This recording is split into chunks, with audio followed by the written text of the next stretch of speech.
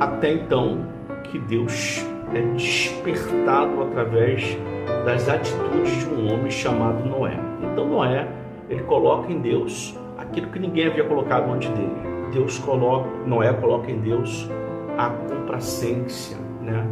a graça, né? E a remissão. Então Deus entendeu que Noé havia uma esperança. Então é por isso que Deus coloca nos céus o Hakesset, né? Que é o arco que nós conhecemos como arco-íris. Pois bem, esse pacto ele dura até os dias de hoje, né? Porque toda a raça humana foi beneficiada, com o pacto de Adão, de Noé, tá? Peço perdão aí pelos meus erros, né? Pelo pacto de Noé. E todos são beneficiados, por quê? Porque é a preservação da raça humana. Porém, irmãos, através da teologia, da escatologia bíblica, são os estudos dos últimos tempos, né? São aqueles que começaram a estudar e perceber que essas dispensações, que são períodos e tempos que Deus começou a construir laços e pactos com os homens, eles terminam, né? Eles chegaram em algum momento, eles terminaram. Assim como a inocência, o pacto da consciência, o pacto então edênico, esse pacto anoético, né? E o pacto abraâmico, o pacto messiânico, todos eles vão chegar a um momento que vão acabar.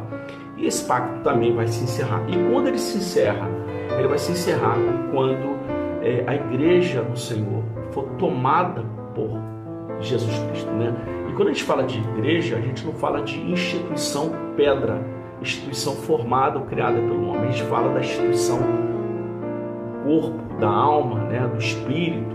Ou seja, há uma profecia que diz que Jesus voltará a este mundo e buscará os seus filhos. E é exatamente isso que vai acontecer quando acabar esse período dessa aliança. Essa aliança será terminada quando Jesus voltar e nos retirar, aqueles que creem em Jesus, né? E nós sabemos disso porque o próprio Jesus falou isso. Vamos lá? Aqui em Mateus 24, que é um chamado pseudo-apocalíptico, né? Um livro que fala sobre a manifestação da vida de Jesus. Ele é até uma anuância do próprio Apocalipse. Se você ler Mateus 24, você vai ver que ele fala sobre o Apocalipse e fala em uma linguagem muito mais tranquila do que o livro de Apocalipse. O que ele diz? Como foi nos dias de Noé, assim também será a vida do homem.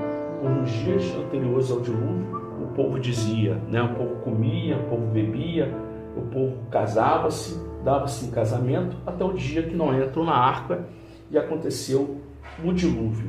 E lá no versículo 34, ele diz o seguinte: e eles nada puderam fazer até que o dilúvio levou a todos. Ou seja, a terra foi destruída, os homens foram destruídos,